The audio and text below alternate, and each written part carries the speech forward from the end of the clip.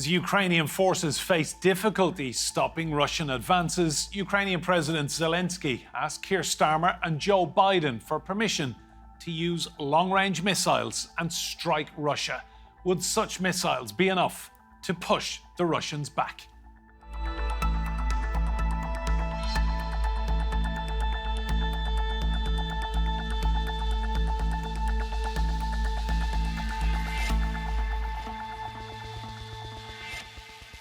Hello and welcome to Roundtable. I'm Enda Brady. Now, with no end in sight for the Ukraine war, Ukraine has looked to the West for yet more weapons, specifically long-range missiles. With no confirmation of a missile agreement yet, will Ukraine get what it wants? As the war in Ukraine nears its third year, the conflict shows no signs of slowing. Kiev continues to receive steady support from the West. Latvia recently announced a new aid package, sending armored vehicles and drones, while Germany is providing an additional €100 million this winter. On top of all that, the UK and the US also provided Ukraine with long-range missiles, even though there are still restrictions on their use. Ukraine's president still has his eye on firing Western long-range missiles into Russia. To discuss this, UK Prime Minister Keir Starmer and US President Joe Biden met in Washington. Starting, of course, with Ukraine, where I think the next few weeks and months could be crucial. Very, very important that we support Ukraine in this vital war of freedom. Although Kiev has not yet received a definitive answer to its demands, the leaders signaled that there may be developments soon. It has privately admitted that, yes, it would like to see those restrictions lifted, but it is unwilling to go against, contradict, or counterpoint the Americans. This is a traditional British position under successive governments. How Russia reacts to more this Western support for Ukraine remains to be seen. President Putin repeatedly warned that direct involvement by the Western countries would provoke a different response from Moscow. It is not about allowing the Ukrainian regime to strike Russia with these weapons or not. It is about making a decision about whether NATO countries are directly involved in the military conflict or not. If this decision is made, it will mean nothing less than the direct participation of NATO countries, the United States and European countries in the war in Ukraine. Kiev insists that these capabilities are fundamental to stopping Russian attacks. But this decision is not as straightforward as simply supporting Ukraine. Let's meet our guests. Joining me from Moscow is Sergei Markov. He's a former public spokesperson for President Putin and director of the Institute of Political Studies. In Washington is David DesRoches. He is a former official in the US Department of Defense and a professor of Near East South Asia Center for Strategic Studies at the National Defense University. And I'm delighted to say here with me in the studio is Elisabeth Braw. She is a senior fellow at the Atlantic Council. You're all very welcome to Roundtable. Sergei, I'll come to you first. Do you accept that Ukraine has the right to defend itself against Russian aggression? Of course, Ukraine has to defend itself, but first of all, there are no Russian aggression. But on contrary, a Russian army come to Ukraine to liberate Ukraine from American occupation. If you may know, United States of America overthrown the last democratic elected president of Ukraine in 2014, and then imposed repressive, illegal, undemocratic, Russophobic, neo-Nazi regime. And the fact that Western countries deny this fact, it didn't change the fact. It just shows that those Western countries keep full responsibility for all war crimes and crimes against humanity, which have been conducted by this Ukrainian illegal repressive regime. Sergei, some people would say that firing long-range missiles at children's cancer hospitals in Ukraine, that's a war crime. So how will you feel if Ukraine starts firing long-range missiles deep inside Russia and hitting your military targets? we don't regard, as already mentioned, Ukraine as independent country. We regard Ukraine as a very beautiful country, nice country, which has been part of Russia during 1,000 years. But now there are no independent Ukraine. It's proxy army. That's why we regard that if a long-range missile will used, they will be targeted by a satellite group, which is part of the United States Army and British Army. It means that United States and British Army will take part in war against Russia. So this will be absolutely another situation. Russia, during more than 2 years didn't react really strongly against steps of escalation which have been made by United States, Britain, and other NATO countries. That's why Western elite now, most of them sure that Russia will never give strong response. And I'm sure that our colleague will, because probably they will belong to the party of war, they will express exactly this idea. Go ahead, make escalation as much as possible against Russia, because Russia will never give strong response. Guys. Let's bring in David on that point. David, a lot of people will be saying, what's the hold up here? What's the delay? Why won't the United States and the UK say that Ukraine can start using Storm Shadow missiles to strike deep inside Russian soil? Yeah, well, there's two issues, I think. The first issue is that the overall goal of particularly the American administration is to prevent a wider escalation of the war, both horizontally and vertically, before the presidential election. The second issue, I think, is that we haven't seen a strategy for victory in Ukraine, for restoring Ukraine's sovereignty. And what we've had instead is a process where Ukraine asks for one weapon system, the administration says no, and then after 2 weeks, 3 weeks, a month, they give the weapon. There's no overall strategy. It's very weapon-centric. Russia came out of the gate right after its initial invasion of Ukraine, threatening nuclear war, and basically said, this is our area of interest. We will reestablish our empire here, and if you oppose it, it means nuclear war. That's proven to be somewhat hollow, and in general, we've seen in the last year, many nuclear states have been attacked conventionally. India has been attacked by China in the Himalayas. Iran has fired a missile at Pakistan, which is a nuclear country. Iran has launched a massive attack on Israel, which is a nuclear country. And of course, Ukraine has invaded Kursk. So I think that most of these threats are not really useful. The historical record implies that nuclear weapons are only useful for deterring against the use of nuclear weapons. And I think that the administration will probably have depending on who's elected as president, I think we'll see a change in action after the election. I think that we'll see a policy rethink regardless of how the election goes. And I think that eventually Western weapons will be allowed to be used within specific limits. Those limits are probably against Russian aircraft that launch glide bombs into Ukraine from Russian airspace. I don't think that there will be approval for Western-provided weapons to launch strikes deep into Russia's interior against strategic targets, such as the ammunition facility in Tver province that was blown up by the Ukrainians using Ukrainian-produced weapons. Elisabeth, there must be immense frustration in Ukraine that these weapons are there, but they're not allowed to use them. It is a little bit like walking past a toy shop, is it not? You see these things that you want as a child, and you see them and you know they're available, but your parents tell you you can't have them.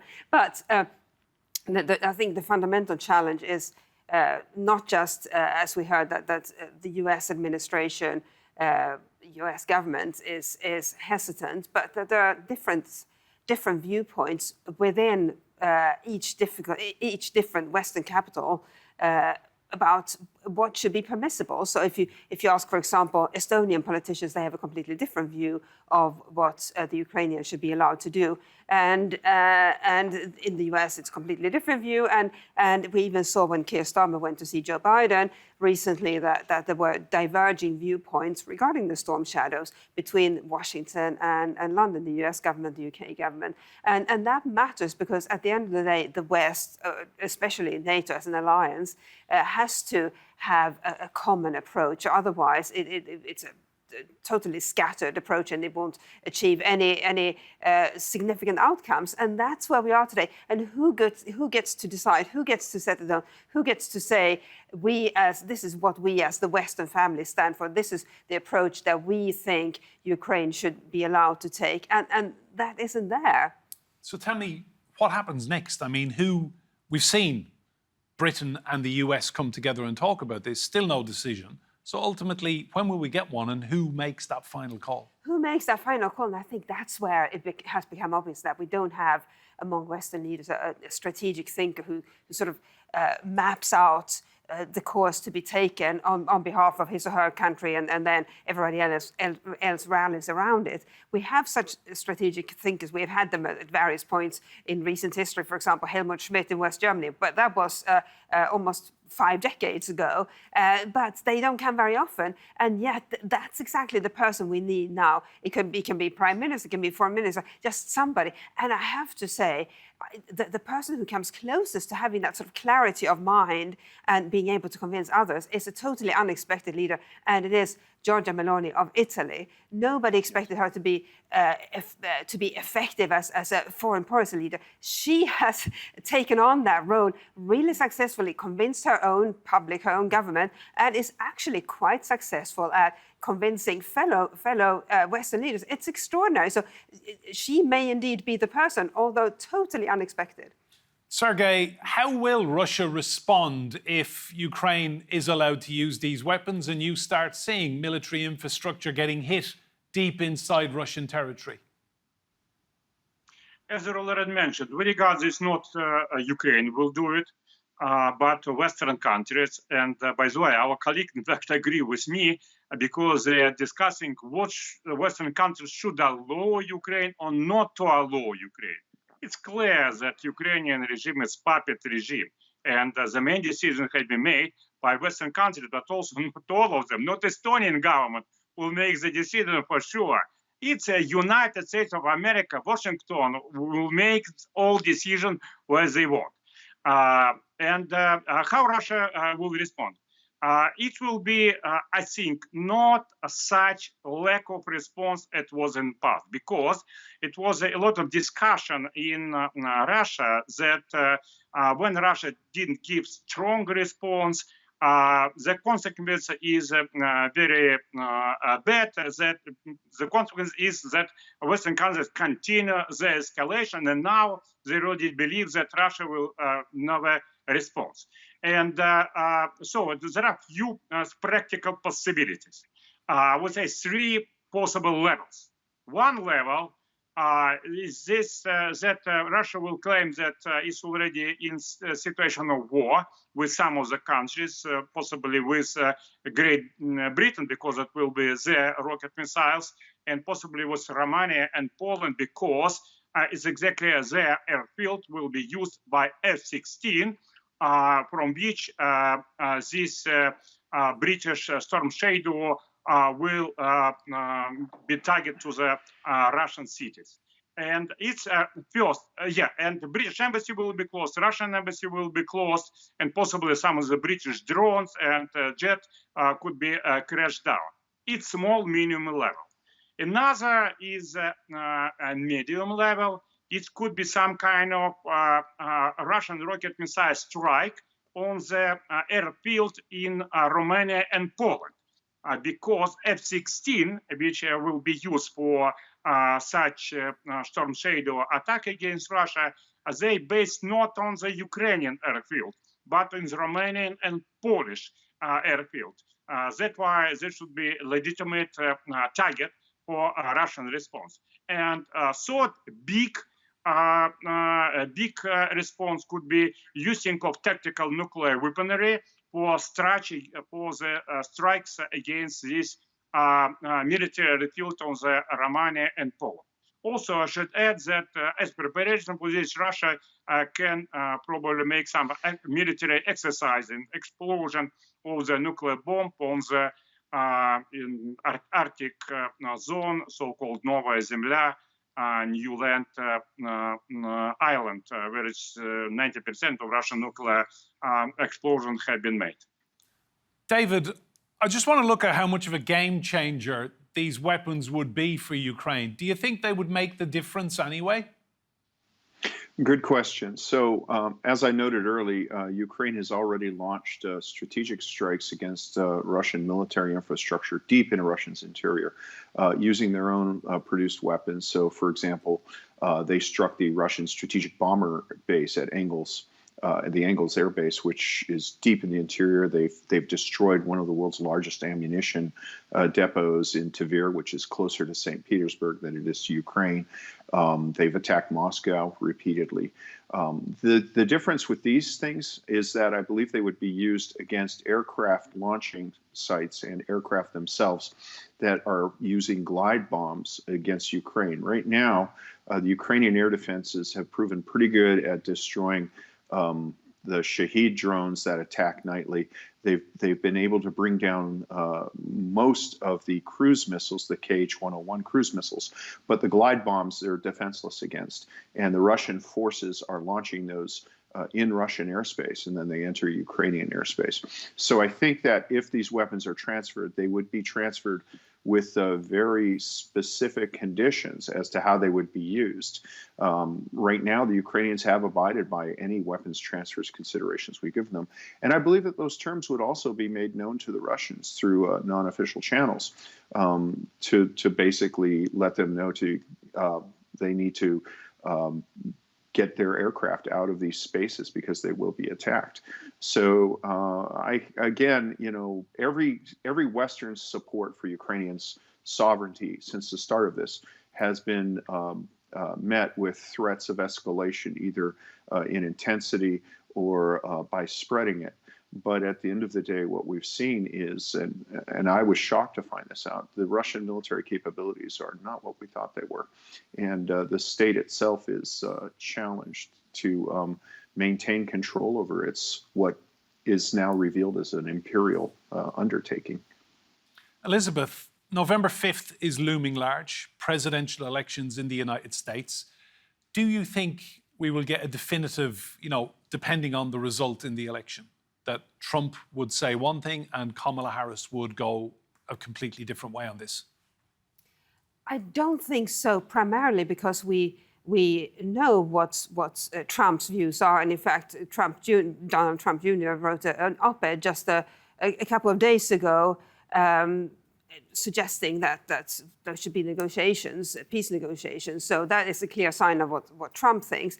It's less clear what Kamala Harris thinks, because she is quite new to foreign and security policy, and she has paid visits to foreign countries as vice president, but that's not the same thing as having significant expertise. So we don't really know what her thinking is, and we also don't know much about what her advisors' thinking is on Ukraine. And I know that European ambassadors to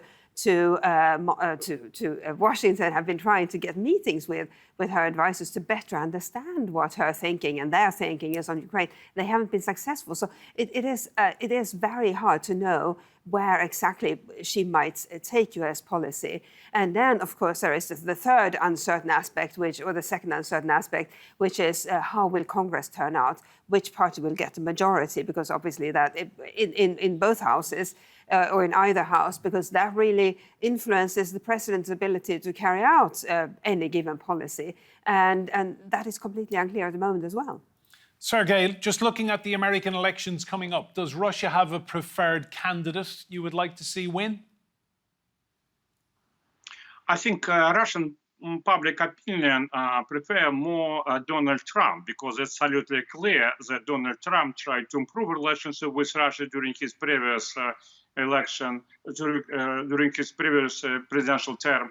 and also because, for example, on the debate, Donald Trump on the question either he liked victory of Ukraine, he answered very clear that he liked, first of all, the peace. That's why I would say Donald Trump has sympathy. But Russian leadership strongly believes that United States is the system where not president, but so-called deep state. It means that a shadow system of the decision-making has a bigger role than president of United States. And this previous presidential term shows very well. Trump tried to improve relationship, but was not able to do it, and the relationship was becoming worse and worse and worse. That's why I think it will be repeated. Anyway, United States is run by coalition, political coalition of deep state, and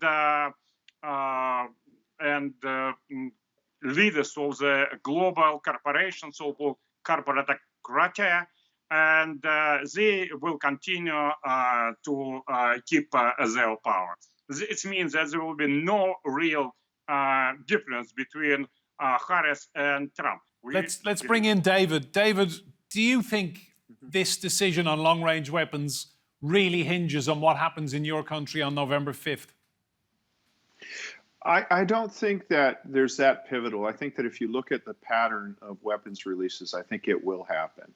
I think that it's basically just the Biden administration is holding off until after the election so that they can't be accused of escalating a conflict. I mean, you heard Kamala Harris during the debate say that there's no American soldiers in a combat zone, which amused my colleagues, my former army buddies in Syria and Iraq. But they want to have minimize the possibility for conflict in the run-up to the election. If you just look at how things have been going, the case for these weapons is strong, just as it was for earlier weapons. And the deep strikes that people fear will lead to escalation are being conducted by the Ukrainians with the weapons they already have. So it appears that this weapon meets a specific goal, and the Ukrainians have shown that they will abide by whatever restrictions are put on the weapons. And David, obviously, we're heading into winter now. It's another brutal winter coming on the front line. These weapons might just tilt things in Ukraine's favor. Well, I think what they will do is they will deprive the Russian forces of the ability to launch rather devastating strikes against troop concentrations in Ukraine's rear. This happens at the same time that we're seeing a precipitous decline in Russian railroad capacity due to poor maintenance and the embargoed ball bearings on the railroad trucks. And so what we're likely to see is the frontline Russian forces are already showing signs of logistical failure. If that's accompanied by a strategic failure of their logistics in terms of the decline of the Russian railroads, at the same time as they lose their one unanswerable battlefield weapon that Ukraine has no ability to counter, there's a possibility there that the Ukrainian counteroffensive will meet with more success in winter. And historically, Russia attacks in the spring and Ukraine attacks in the winter. So, it's difficult to predict the future, but the signs are that if this weapon is removed from the battlefield, Ukraine can have the ability to regain the initiative in this invasion. Elisabeth, final question to you. Britain's Prime Minister Keir Starmer, where does he sit on all of this? Do you think he will make his own decision or simply wait for the Americans and then row in behind them? He's in a difficult position because the UK has been at the forefront of helping Ukraine ever since the invasion. The UK was one of the very first countries to say, we are going to help you by supplying you with weapons. And by the way, it should be, I think it's useful to remember that Western support for Ukraine, that's the form that support takes. And that's why the West has a voice in what Ukraine does. It's because the Ukrainians are using weapons that we have given them and may give them. And that's why it's in our interest to see that these are put to to sensible and strategically useful use. But Keir Starmer is not a foreign policy expert. He's a lawyer, he's a very successful prosecutor, but foreign and security policy is not his thing. So he's feeling his way through this, even as he has to decide whether to continue that very active support for Ukraine that we saw under Boris Johnson and then Liz Truss and Rishi Sunak to a lesser extent. And then on top of that, there is no money in the UK defence coffers. So that is the second challenge. Very final question then. Do you think Boris Johnson would have said yes by now if he was Prime Minister? He would have, I think, but without considering the other ramifications that all politicians have to consider. There are always second-order effects. There's always some detriment to anything positive you decide, including money that you may not have then. So Boris Johnson would, I think, as usual, have acted impulsively, and that may have been the right thing to do. But Keir Starmer is just a different person. He likes to consider all factors, including the money, including what the Americans think. So, but a good indicator of what Boris Johnson would have said, would have decided, was the fact that he wrote an op-ed the other day saying we need to do more for Ukraine. Yeah. Elisabeth, thank you so much as always. Sergei and David, fantastic contribution. Thank you both. Remember, you can see more discussion and debate on our YouTube channel. Search for Roundtable TRT World. But for now, from me and Brady and all of the team here, goodbye and thank you for watching.